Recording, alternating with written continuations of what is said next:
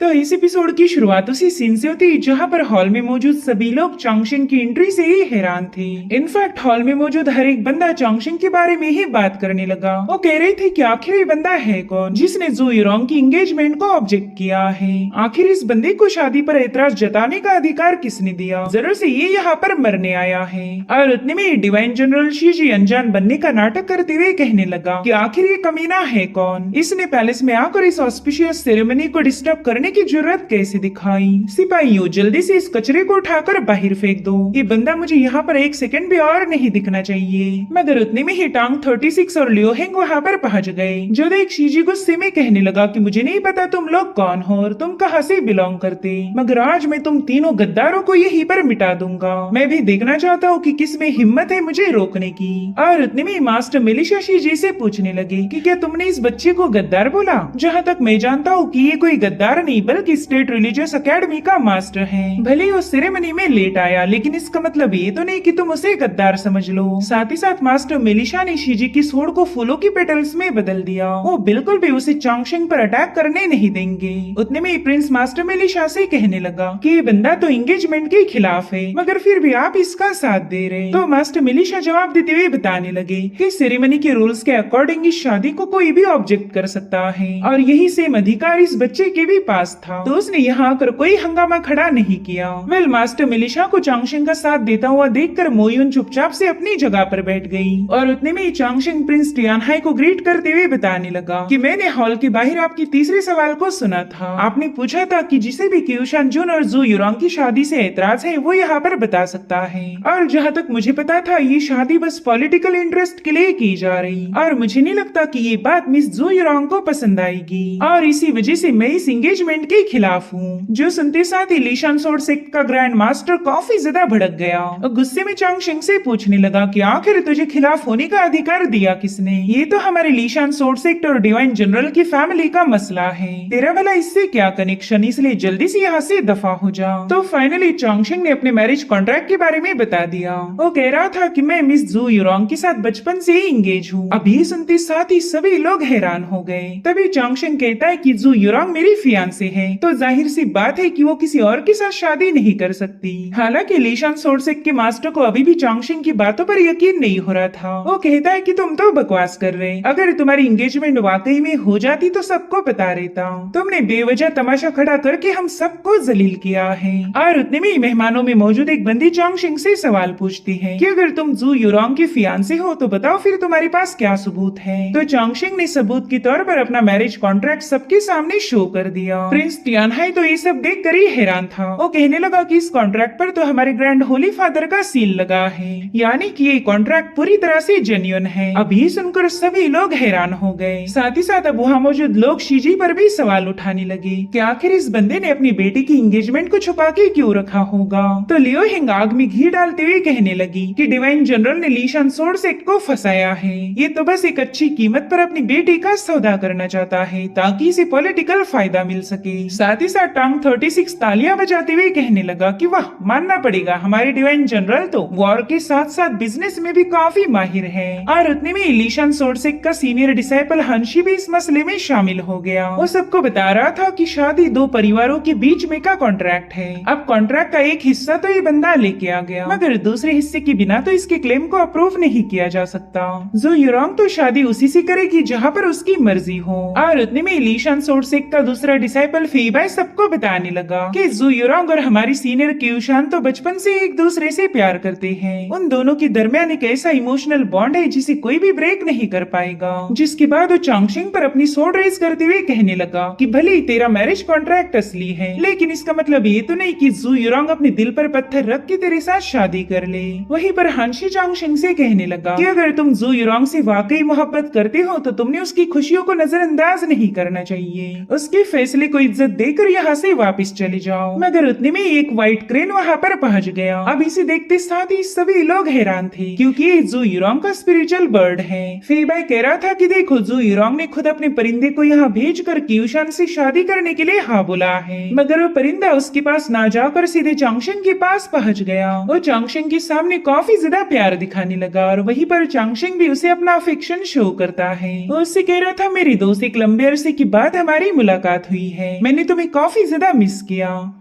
और उतने में वो परिंदा एक फ्लावर को रिलीज कर देता है जो कि हजारों लाखों खूबसूरत पेटल्स में बदल गया था। और फिर उन्हीं पंखुड़ियों में से जू यूरोंग की एंट्री हो गई। चोंगशिंग तो बस अपनी फियांसी को देखे जा रहा था, मगर जू यूरोंग ने उसके सामने अभी तक अपना फेस रिवील नहीं किया था। जिसके बाद वो हॉल में मौजूद सभी मेहमानों से कहने लगी कि यहाँ आने के लिए मैं आप सभी का दिल से शुक्रिया अदा करती हूँ, मगर असल बात तो ये है कि मुझे इस प्रपोजल के बारे में कोई आइडिया नहीं थी और इसी वजह से मैं इस रिश्ते को कबूल नहीं कर सकती। साथ ही वो अपने पेरेंट्स से बताती है कि मैं सीनियर क्यूशान की रिस्पेक्ट करती हूँ, मगर मैं उनके साथ शादी नहीं करना चाहती क्योंकि मेरे पास तो ऑलरेडी मेरा मैरिज कॉन्ट्रैक्ट है। और फिर वो अपने मैरिज कॉन्ट्रैक्ट को दिखाते हुए कहने लगी कि मेरा तो ऑलरेडी फियांसे है और उसका नाम है चोंगशिंग। चोंगशिंग के अलावा तो मैं कभी किसी और से शादी नहीं करूंगी। और गाइस वाकई एक मैजिकल मोमेंट था। यहाँ पर चोंगशिंग को तो यकीन ही नहीं हो रहा था कि ये कोई हकीकत है या फिर सपना। उसके दिल में खुशी की मानो एक लहर सी उठ गई। उसे अचानक से ही बचपन के वो सारे पल याद आने लगे जहाँ पर वो जू यूरोंग के लेटर्स पढ़कर खुश हुआ करता।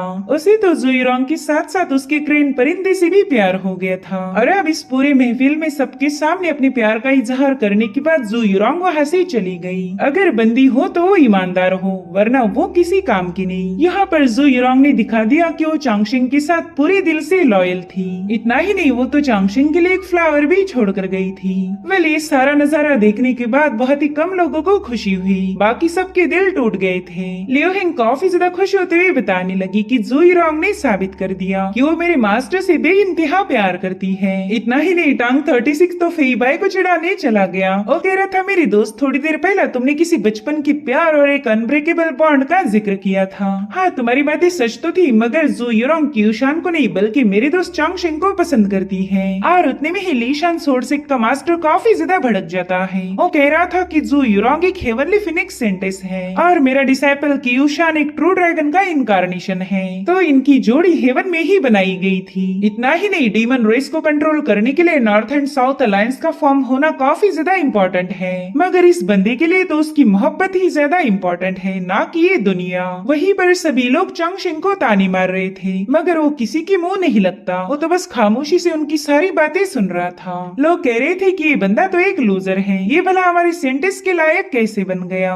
अब चोंगशिंग तो उल्टा जवाब देने से रहा, इसलिए लियो हिंग उन लोगों पर चिल्लाने लगी। वो कहती है कि मैं अपने मास्टर के खिलाफ एक लफ्ज भी सुनना नहीं चाहती। तभी चोंगशिंग उसे समझाता है कि लियो हिंग इनके मुंह लगने की कोई जरूरत नहीं, मगर तभी टांग 36 कहता है ना ना ना, ऐसा तो नहीं चलेगा। देख भाई, तू चाहे और कुछ भी क्यों ना बोल ले, लेकिन मैं इंसल्ट को बिल्कुल सहन नहीं कर सकता। कोई अगर हमारे साथ बदतमीजी करे तो हमने भी उसका मुंह तोड़ जवाब देना चाहिए। जिस पर चोंगशिंग कह रहा था हाँ बात तो ठीक है, लेकिन मुझे किसी के मुंह लगना नहीं आता। मुझे तो समझ ही नहीं आता कि किसी के साथ बदतमीजी कैसे किया जाए, मैं इसमें बिल्कुल भी अच्छा नहीं हूँ। जिस पर टांग 36 कहने लगा कि कोई बात नहीं मेरे भाई, मैं तुझे ये गजब का हुनर सिखा दूंगा। और फिर टांग 36 ने लीशान सोर्सिक के मास्टर को गालियां बकना शुरू कर दी। वो कह रहा था तू एक नंबर का सड़ा हुआ बंदा है, तेरे पास ना कैरेक्टर है और ना ही दिल है, तो इतना बड़ा बेवकूफ है कि तूने होली फादर के सील किए हुए कॉन्ट्रैक्ट की भी इज्जत नहीं की। क्या तुझे ऐसा वाकई लगा था कि तू हमारे ग्रैंड जाओ कॉन्टिनेंट की बेइज्जती कर पाएगा?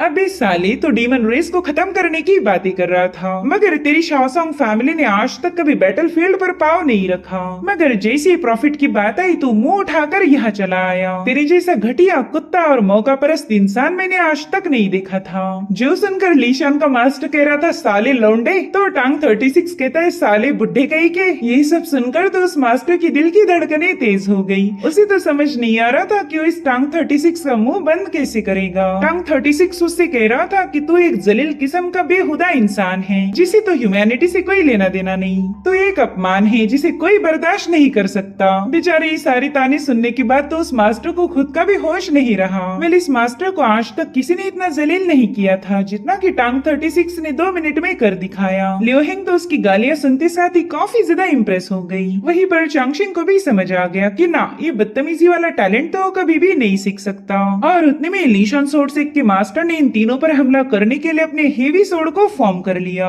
वो कह रहा था कि तुम लोगों ने मुझे भरी महफिल में जलील किया, इसीलिए तुम तीनों को सबक सिखाना काफी ज्यादा इम्पोर्टेंट है। और अब वो सोर्ड बड़ी तेजी के साथ इन तीनों की तरफ आगे बढ़ रही थी, मगर इन पर अटैक हो पाई इससे पहले एक बंदे ने सीधे आकर उस सोर्ड पर एक जोरदार पंच हिट कर दिया। इतना ही नहीं, उस बंदे ने तो मास्टर के मुंह पर एक धमाकेदार चमाट लगा दी। वो कह रहा था कि तमीज सीखने की जरूरत तुझे है, ना कि इन बच्चों को।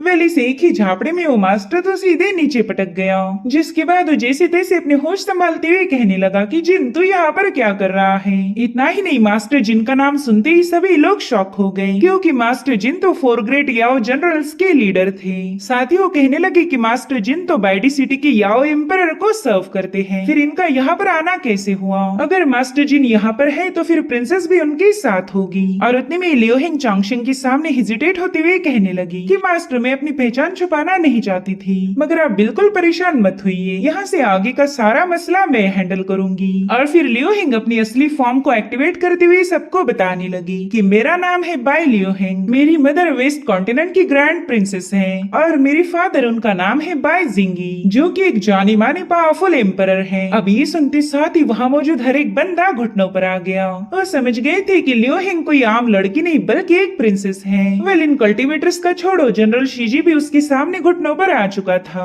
और गाइस वाकई लियोहिंग का ये प्रिंसेस वाला फॉर्म काफी ज्यादा अमेजिंग था। उसके डिवाइन पोस्चर की जितनी तारीफें की जाए वो कम है। सबने लियोहिंग के सामने अपना सिर झुकाया और लियोहिंग सिर झुकाती है चांगशेंग के सामने। वो सबको बता रही थी कि सीनियर चांगशेंग मेरे मास्टर है और मैं उनकी शान में गुस्ताखी बिल्कुल बर्दाश्त नहीं कर सकती। यहाँ पर चांगशेंग भी काफी ज्यादा इमोशनल हो गया। उसे वो पल याद आ रही थी जब लियोहिंग उसकी डिसाइपल बनी, जिसके बाद वो सबको बताती है कि हमारे नॉर्दर्न कॉन्टिनेंट ने डीमन रेस का मुकाबला किया था, जिसमें एक शानदार जीत हासिल की। उस वक्त हमारे याओ क्लैन ने ही ह्यूमन रेस का साथ देते हुए डीमंस का मुकाबला किया था। वो जंग इतनी ज्यादा ब्रूटल थी कि उसमें हमारे नॉर्दर्न कॉन्टिनेंट के टोटल 1.8 मिलियन वॉरियर्स मारे गए। और उसी दिन हमारे याओ एम्पायर और ह्यूमन रेस में एक इटर्नल अलायंस फॉर्म हुई। इस अलायंस का एक ही एजेंडा था कि हम सब लोग मिलकर शांति से इस दुनिया पर राज करेंगे, कभी किसी को बुली नहीं किया जाएगा। आप लोग एक ग्रेट कॉज का बहाना बनाकर मेरे मास्टर को परेशान कर रहे थे, मगर मैं हूँ असली ग्रेट कॉज, तो अब कोई भी मेरे मास्टर के खिलाफ एक लफ्ज भी नहीं बोलेगा। आप लोगों ने कहा कि क्यूशान के सामने मेरे मास्टर की कोई औकात नहीं, और इसी वजह से जू युरोंग ने क्यूशान के साथ शादी करनी चाहिए। मगर मैं तुम्हें बताना चाहूंगी कि जितने भी लोग मेरे मास्टर के खिलाफ गए, वो नॉलेज के मामले में कभी भी उन्हें बीट नहीं कर सकते। भले ही मेरे मास्टर को ज्यादा बोलना पसंद नहीं, मगर उनके चुप रहने को उनकी कमजोरी मत समझो। उन्हें जू युरोंग के साथ शादी करने का पूरा अधिकार है। तो तुम्हारी उस घटिया अलायंस की ऐसी की तैसी, मेरे मास्टर तो जू युरोंग के साथ ही शादी करेंगे। सो गाइस, भले ही चांगशेंग किस्मत का धनी नहीं था, उसकी किस्मत में लिखा है कि वो बहुत ही जल्दी मारा जाएगा। तो तकदीर धोखेबाज निकली तो क्या हुआ, चांगशेंग के पास वफादार दोस्त थे। और अब यहाँ पर सारा खेल करने के बाद चांगशेंग अपने दोस्तों के साथ वहाँ से रवाना हो गया। उतने में टांग 36 का सीनियर उससे पूछने लगा कि तू इन लोगों के साथ कहाँ जा रहा, जल्दी से वापिस आकर हमारी सीनियर से माफी मांगो। जिस पर टांग 36 जवाब देते हुए कहने लगा कि माफी मांगना तो काफी ज्यादा बोरिंग है, इनफैक्ट तुम्हारी टियांदाओ एकेडमी ही बोरिंग है। और सीनियर तुम भी कुछ कम बोरिंग नहीं हो, इसलिए मैंने फैसला लिया है कि मैं तुम्हारी टियांदाओ एकेडमी से तलाक लूंगा। और इतना कहते साथ ही टांग 36 ने टियांदाओ एकेडमी का टोकन वहीं पर फेंक दिया। जो देखो सीनियर उसे गुस्से में कहने लगा कि अगर तुमने एकेडमी छोड़ी तो फिर तुम इंपीरियल कोर्ट के एग्जाम को ज्वाइन नहीं कर पाओगे। मगर टांग तो इससे घंटा फर्क नहीं पड़ता। लियोहिंग हम ऑडियंस को बताती है कि उस दिन दावत में आए सभी मेहमानों को यही लगा कि स्टेट रिलीजियस एकेडमी के सभी लोग बेवकूफ हैं। अगर हम एंगेजमेंट सेरेमनी को डिस्टर्ब ना करते तो शायद इतिहास बदल जाता, मगर इन्हें ये समझ नहीं आ रहा कि हमने तो एक नया इतिहास बनाया। वहीं पर चांगशेंग टांग 36 से कहने लगा कि हमारी state religious academy imperial exam दे सकती है, जिस पर टांग कह रहा था ठीक है भाई, फिर आज के बाद मैं तेरा डिसाइपल। वहीं पर लियोहिंग तो काफी ज्यादा खुश हो गई। वो कह रही थी कि अब हमारे एकेडमी के पास टोटल 4 लोग हो चुके हैं, एक शानदार मास्टर और उनके 3 बेफिक्रे डिसाइपल। वेल उतने में वहाँ पर लीशान सोर्डसेक के बंदे पहुँच जाते हैं। वेल यहाँ पर सीनियर डिसाइपल हानशी चांगशेंग से कहने लगा कि मैंने अभी अभी सुना कि तुम्हारी स्टेट रिलीजियस एकेडमी 20 सालों के बाद दोबारा से रीओपन हो गई। परसों हम रॉयल फैमिली की दावत को अटेंड नहीं कर पाए, वरना तो उसी दिन हमारी मुलाकात हो जाती। बहरहाल ऐसा कहा जाता था कि ये दावत 3 दिनों तक चलती रहती और आज किस्मत से तीसरा दिन है। तो इसी मौके पर हमारा लीशान सोर्सेक तुम्हारे स्टेट रिलीजियस एकेडमी को चैलेंज करता है। एक बैटल के जरिए अपना नॉलेज तुम लोग हमारे साथ शेयर कर सकते हो। जिस पर टांग 36 कह रहा था कि इतने अच्छे अच्छे लफ्ज बोलकर हमें उल्लू बनाने की कोशिश मत करना। जो हॉल में हमने तुम्हें जलील किया था तुम तो उसी का बदला लेना चाहते। जिस पर हांशी जवाब देते हुए कहने लगा कि हाँ, तुम्हारी बात पूरी तरह से सच है। मैं लीशान सोर्सेक का डिसाइपल हूँ, तो हमारे सेक्ट की डिग्निटी को मेंटेन करना मेरा फर्ज है। साथ ही मैं सीनियर क्यूशान का जूनियर हूँ, तो उनके बिहाफ में मुझे स्टैंड लेना ही पड़ेगा। जिस पर चांगशिंग कहने लगा ठीक है, तो फिर बताओ तुम किस तरह से कम्पीट करना चाहोगे। तो हांशी उसे जवाब देते हुए कहने लगा कि मैं जानता हूँ तुमने अभी अभी कल्टीवेशन की शुरुआत की है, साथ ही साथ तुम्हारे पास ज्यादा पावरफुल ट्रू एसेंस भी मौजूद नहीं। सो मेरे ख्याल से हम एक नॉलेज और मार्शल की परीक्षा ले सकते हैं। दोनों साइड से एक एक डिसाइपल बैटल में पार्टिसिपेट करेगा और हम दोनों का काम है अपने अपने डिसाइपल्स को कमांड देना। हम जो मूव बताएंगे डिसाइपल्स को उसी को फॉलो करना होगा। जो सुनते साथ ही टांग 36 चांगशिंग को धीरे से बताने लगा कि मैंने सुना था इस बंदे ने भी तुम्हारी जैसी 3000 डाओ स्क्रिप्चर्स की पढ़ाई की है। इसके साथ कम्पीट करना खुद खुशी साबित होगा। मगर चांगशिंग ने हांशी के इस चैलेंज को एक्सेप्ट कर लिया। वहीं पर लियोहिंग कह रही थी मास्टर क्यों ना इस मुकाबले में परफॉर्म मैं करूं। हालांकि टांग 36 कह रहा था कि मैं तो स्टेट रिलीजियस एकेडमी का नया डिसाइपल हूँ, तो मुझे भी हमारी एकेडमी की शान बढ़ाने का मौका चाहिए। मगर टांग 36 का यहाँ पर एक अलग ही मकसद था। वो चांगशिंग को बताता है कि इन सभी लोगों ने अजूर क्लाउड लिस्ट की सबसे हाईएस्ट रैंकिंग को हासिल किया है। इन सब में अगर कोई कमजोर है तो वो है जियान, मगर ये बंदी भी 11वीं रैंकिंग की कल्टिवेटर है और मैं हूँ 36वीं रैंकिंग पर, यानी कि प्रैक्टिकली देखा जाए तो हमारी जीतने के चांसेस 0 के बराबर है। तो बता मेरी भाई, क्या तुम्हारे पास ऐसा कोई प्लान है जिसका यूज करके हम जीत हासिल कर पाएंगे। तो चांगशिंग उसे धीरे से बताने लगा कि तुम बस मेरे ऑर्डर को फॉलो करते जाओ। जिस पर टांग उसके साथ मजाक करते हुए कहने लगा कि अरे वाह, तुम तो अभी से मेरे मास्टर बनने की ट्रेनिंग कर रहे हैं। खैर मैं तुम पर काफी ज्यादा भरोसा करता हूँ, तो मुझे तुम्हारे ऑर्डर्स को फॉलो करने में जरा भी दिक्कत नहीं। तब तक मास्टर मिलिशा, प्रिंस टियानहाई और मास्टर जिंग वहाँ पर पहुँच गए थे। मिलिशा कहने लगे बच्चों, मैं भी तुम्हारा ये मुकाबला देखने के लिए काफी ज्यादा एक्साइटेड हूँ। इस एक ही राउंड में विनर घोषित किया जाएगा, तो चलो जल्दी से इस मुकाबले की शुरुआत करो। सो इस तरह से टांग 36 अपनी स्टेट रिलीजियस एकेडमी को रिप्रेजेंट करने के लिए बैटल में उतर गया। वेल बैटल 2 डिसाइपल्स की ना होकर 2 फैक्शंस की थी। यहाँ पर टांग 36 ने अपनी वेंशुई सोर्ड को निकाल लिया था, जो कि उसकी टांग फैमिली का स्पेशल ट्रेजर है, और वहीं पर जियान ने आयरन रूलर सोर्ड को बाहर निकाल लिया, जो कि 1000 साल पुराना आर्टिफैक्ट थी।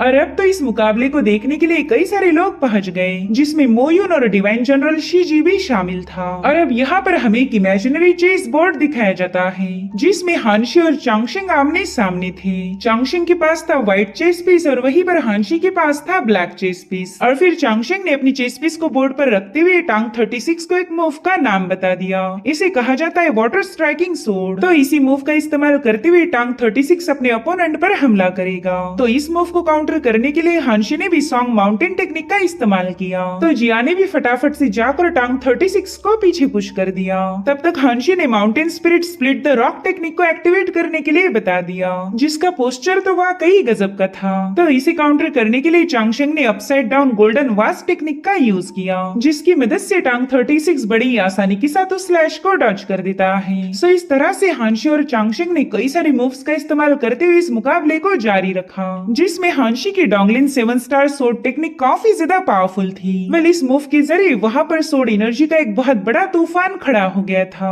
चांगशिंग तो खुद होकर इस मूव की तारीफें करने लगा, क्योंकि ये वाकई काफी ज्यादा पावरफुल थी। वो हांशी को बताने लगा कि ऐसा जबरदस्त सोर्ड प्ले तो मैंने आज तक नहीं देखा था। तो हांशी उसे बताता है कि ये टेक्निक डोंगलिन प्रीफेक्चर के किंग जियांग सेक्ट से बिलोंग करती है। भले ये फैक्शन काफी ज्यादा छोटा है, मगर उनकी टेक्निक उतनी ही ज्यादा जबरदस्त। तो अब इसे काउंटर करने के लिए चांगशिंग ने टांग 36 को हिंगजियांग सोर्ड का तीसरा फॉर्म यूज करने के लिए बता दिया, जिसके चलते जिया को भी मजबूर होकर पीछे हटना पड़ गया। जो देखते साथ ही हांशी भी इम्प्रेस होते हुए कहता है कि मुझे तो लगा ही नहीं था कि इस मूव को इतने आसानी से काउंटर किया जा सकता। मुझे तो ये समझ नहीं आ रहा कि तुमने इन दोनों टेक्निक के ट्रू एसेंस को कनेक्ट कैसे किया। जिस पर चांगशिंग बताता है कि मैं तो बचपन से ही काफी ज्यादा कमजोर था, तो मेरे मास्टर ने मुझसे मेडिसिन की पढ़ाई करवाई और उसी वजह से मैं मेरिडियंस के बारे में थोड़ा बहुत जानता हूँ। जो सुनकर सुनकर हांशी इम्प्रेस होते हुए कहने लगा कि इसका मतलब तो ये हुआ कि तुम सोर्ड आर्ट और मेरिडियन आर्ट को एक साथ जोड़ना जानते हो। ऐसा जबरदस्त कॉम्बिनेशन तो बहुत ही कम लोगों के पास होता। सो अब यहाँ पर टांग 36 और जियान का मुकाबला ही सभी लोग काफी केयरफुली ऑब्जर्व कर रहे थे। इतना ही नहीं, तियांदाओ एकेडमी के मास्टर भी चांगशेन की तारीफें करने लगे। वो कह रहे थे कि चांगशेन के पास तो बिना कल्टीवेशन के ही सोर्ड का नॉलेज है, और वहीं पर हांशी भी कुछ कम नहीं, वो बंदा भी काफी ज्यादा खतरनाक है। इधर टांग 36 ने हिंगशांग सोर्ड टेक्निक का इस्तेमाल किया, जबकि उसे तो खुद पता नहीं था कि ये टेक्निक है क्या, मगर उसने तो बस चांगशेन की हर एक इंस्ट्रक्शन को फॉलो किया था। मगर जियान वहाँ पर एक फॉर्मेशन शील्ड बनाते हुए टांग 36 को पीछे की तरफ पुश कर देती है, जो देखते साथ ही चांगशेन ने टांग 36 को सनडाउन टेक्निक का इस्तेमाल करने के लिए बता दिया, जिसके चलते टांग 36 जियान पर पूरी तरह से हावी हो जाता है। अब हांशी इस पर कोई रेजोल्यूशन ढूंढ पाता इससे पहले चांगशेन ने ऑटम मेपल स्ट्राइक का इस्तेमाल कर दिया। वेल, इस टेक्निक के जरिए टांग 36 ने वहाँ पर न जाने कितने ही सारे मेपल लीव्स को क्रिएट कर लिया, जो कि तलवारों से भी ज्यादा शार्प थे। दरअसल ये मूव टांग 36 की फैमिली की विरासत है। तो अब इसे ब्रेक करने के लिए हांशी जियान को एक और टेक्निक का नाम बता देता है, जिसे माउंटेन राइजिंग कहा जाता था। तो टांग 36 ने बड़ी ही तेजी के साथ उन माउंटेन्स को डिस्ट्रॉय करना शुरू कर दिया। वेल, यहाँ पर जियान को लग रहा था कि टांग 36 पर अटैक करने का यही सबसे बेस्ट मौका है, तो उसने तुरंत ही हवा में छलांग लगा दी। वेल, यहाँ पर वो बंदी अपनी सीनियर हांशी की बात नहीं सुनती, जो देख चांगशेन ने टांग 36 को hook the sword in the great forest technique का यूज करने के लिए बता दिया, और उतने में टांग 36 मौका मिलते साथ ही जियान पर उससे अटैक कर देता है। वेल, यहाँ पर टांग 36 ने सीधे उसके कोनी पर अपने सोर्ड का हैंडल दे मारा, जिसके चलते जियान की आयरन सोर्ड उसके हाथ से फिसल कर सीधे जमीन में जाकर धस जाती है। वेल, इस नजारे को देखकर सभी लोग हैरान थे। वहीं पर हांशी चांगशेन से कहता है कि मैं हार गया। वहीं पर टांग 36 ने देखा कि ये बंदी तो काफी ज्यादा रोने लगी है। वो कह रहा था कि तुम्हें रोने के लिए क्या हो गया, मैंने तो बस तुम पर हल्का सा अटैक किया था, और ये हमला मैंने नहीं बल्कि हमारी स्टेट रिलीजियस एकेडमी ने किया, इसलिए तुम मुझे ब्लेम नहीं कर सकती। उतने में ही मास्टर मिलिशा ने बड़ी ही खुशी के साथ स्टेट रिलीजियस एकेडमी को इस राउंड का विनर घोषित कर दिया। तो अब जियान तुरंत ही जाकर हांशी से माफी मांगने लगी। वो कह रही थी कि मैंने अपने हिसाब से मूव्स का इस्तेमाल किया और इसी वजह से हमारी हार हो गई। तो हांशी उससे कहता है कोई बात नहीं, इंपीरियल कोर्ट एग्जाम में हम जरूर से जीत हासिल करेंगे। मगर फीबाई तो अभी भी पीछे हटने के लिए तैयार नहीं था। वो अपनी सोर्ड को रेस करते हुए कहने लगा कि एक शतरंज का दाव हार और जीत को तय नहीं कर सकता। अगर तुम में जरा भी दम है तो तीनों यहाँ आकर हमारा मुकाबला करो। जिस पर लियो हेंग उसे ताना मारते हुए कहने लगी कि शायद लीशान सोर्ड से के लोग अपनी हार को हजम नहीं कर सकते। तो फीबाई उसे जवाब देते हुए कहने लगा कि मैं चौथी रैंकिंग वाला कल्टीवेटर हूँ, भला इतने आसानी से हार हजम कैसे करूंगा। और उसके यही तेवर देखते साथ ही लियो हेंग ने भी अपना पावरफुल पोस्टर रिलीज कर दिया। उसके पावर देखते साथ ही सभी लोग हैरान हो गए, क्योंकि लियो हेंग अपर realm की साइलेंट रिफ्लेक्शन लेवल पर पहुंच चुकी है। इतना ही नहीं, लियो हेंग ने तो हवा में छलांग लगाते हुए जोंगशान स्टॉर्म सोर्ड को एक्टिवेट कर दिया, जिसे फेईबाई भी उतनी ही तेजी के साथ अपनी सोर्ड की मदद से काउंटर करने लगा। मगर उतने में ही हांशी इन दोनों की टेक्निक को सप्रेस कर देता है, क्योंकि ये बंदा नहीं चाहता कि यहाँ पर और ज्यादा बैटल हो। इनफैक्ट वो चांगशेन की तारीफें करते हुए कहने लगा कि तुमने बड़ी ही कम वक्त में लियो हेंग की कल्टीवेशन को इम्प्रूव कर दिया, वाकई तुम एक मास्टर के टाइटल को डिजर्व करते हो। तो टांग 36 भी उसकी तारीफ करते हुए कहने लगा कि आप भी कुछ कम नहीं, आपने 3000 स्क्रिप्चर्स की पढ़ाई की है। जो सुनकर हांशी कह रहा था कि अब इंपीरियल कोर्ट के एग्जाम में ही हमारा मुकाबला होगा, देखते हैं फिर उस वक्त विनर कौन बनेगा, आपकी स्टेट रिलीजियस एकेडमी या फिर हमारा लीशान सोर्ड सेट। और इतना कहते साथ ही वो लोग वहाँ से टेलीपोर्ट हो गए। चांगशेन इतना तो समझ गया कि हांशी एक ट्रू जेंटलमैन है, जो कि अपनी पावर का इस्तेमाल करके दूसरों को बुली नहीं करता। और उतने में टांग 36 उससे कहने लगा कि मेरे भाई आज हमने एक शानदार जीत हासिल की, तो क्यों ना सेलिब्रेट किया जाए। तो चांगशेन भी पार्टी करने के लिए राजी हो गया। और उतने में चांगशेन का एक और डिसाइपल वहाँ पर पहुँच जाता है। वहाँ आते साथ ही गुस्से में पूछने लगा कि बताओ मेरी स्टेट रिलीजियस एकेडमी को बुली करने की जरूरत किसने दिखाई। मगर उसने देखा कि दुश्मन तो ऑलरेडी वहाँ से जा चुके हैं, और उसकी इसी हरकत को देखकर ये सभी लोग उसका मजाक उड़ाने लगे। वेल, ये है शियान युआन पो, और इसने 3 दिनों पहले ही स्टेट रिलीजियस एकेडमी को ज्वाइन किया था और अब चांगशिंग अपने डिसाइपल्स के साथ सीधे सेक्ट की तरफ रवाना हो गया। लियो हेंग हमें बताती है कि टांग 36 के हिसाब से हम जवान लोग किसी चीज की फिक्र नहीं करते। हम तो ना स्प्रिंग के मौसम में खुश होते और ना ही हमें पतझड़ का कोई गम है। चाहे फिर विंटर हो या समर हो, उन्हें किसी बात की कोई फिक्र नहीं। वो तो बस उन्हीं चीजों को एंजॉय करते हैं जिसमें उन्हें मजा आता हो और उन चीजों से वो परेशान हो जाते जिनसे वो नफरत करते। हमें नफरत है अत्याचार से, हमें नफरत है झूठ से, हमें गम होता है तो सिर्फ उन हीरोज का जो इस दुनिया को बचाने में सैक्रिफाइस हो गए। और इसी पर से इस चैप्टर का नाम है दे डोंट केयर। वेल, आज इस सिटी में त्योहार मनाया जा रहा था तो ये सभी लोग मास्टर चांगशिंग से कहने लगे कि प्लीज कोई विश मांगिए। तभी शियान युआन पो कहता है कि मैं जानता हूँ मास्टर चांगशिंग कौन सी विश मांगने वाले हैं। वो चाहते हैं इंपीरियल कोर्ट एग्जाम में टॉप की पोजीशन हासिल करना। तभी चांगशिंग बता रहा था कि अब मैंने अपनी विश को थोड़ा सा बदल लिया। मैं विश मांगता हूँ कि इंपीरियल कोर्ट के एग्जाम में हम सभी लोग टॉप की पोजीशन को हासिल करेंगे। जो सुनते साथ ही उसके तीनों दोस्त काफी ज्यादा खुश हो गए। अगर इन्होंने टॉप रैंकिंग हासिल की तो ये चारों भी मास्टर्स बन जाएंगे। अब ये सीन यहीं पर कट होकर हमें टियानहाई फैमिली का डंजन दिखाया गया, जहाँ पर यूआर काफी ज्यादा गुस्से में था। वो चांगशिंग से कहता है कि बस तेरी वजह से मैं अपाहिज बना, मैं तुझे खत्म करना चाहता हूँ। और इतना कहते साथ ही वो अपनी व्हीलचेयर लेकर एक बंदी के पास पहुँच गया जो कि वहाँ पर कैद थी। उससे कहने लगा कि कत्ले आम की शुरुआत तुमसे होगी। मगर उतने में ही यूआर का बड़ा भाई वहाँ पर पहुँच जाता है। यूआर तो उसे देखते साथ ही डर के मारे पीछे हटने लगा। उससे कहता है कि तुम तो नॉर्थ की बॉर्डर पर थे तो फिर तुम अचानक से वापस कैसे आ गए। तभी उसका बड़ा भाई उससे कहता है कि यूआर मैंने तुम्हें बचपन से ही समझाया था कि कभी भी टियानहाई फैमिली पर कीचड़ उछलना नहीं चाहिए। और फिर वो वहाँ से वापस जाते हुए कहने लगा कि उस मामूली सी लियो हेंग ने तुम्हें घायल कर दिया। एक लड़की के हाथों पिटने में कोई मर्दानगी नहीं। और इतना कहते साथ ही उस बंदे ने अपनी स्पीयर का इस्तेमाल करते हुए यूआर को सीधी दीवार में चुनवा दिया। वो बंदा कह रहा था कि अब तो तब तक यहाँ से बाहर नहीं जाएगा जब तक तो पूरी तरह से सड़ न जाए। वेल, यहाँ पर इस बंदे ने अपनी आर्मी को भी बुला लिया था। वो सभी लोग उसे जनरल कहते हुए ग्रीट करने लगते हैं। और फिर उस बंदे ने अपने घोड़े पर सवार होते हुए हुक्म दिया कि चलो अब एक साथ मिलकर स्टेट रिलीजियस एकेडमी को मिटा देंगे। चेन चांगशिंग तू जिंदा नहीं बचने वाला। और इसी कूल डायलॉग के साथ एपिसोड यहीं पर एंड हो जाता है। Thank you so much for watching. Bye bye, take care.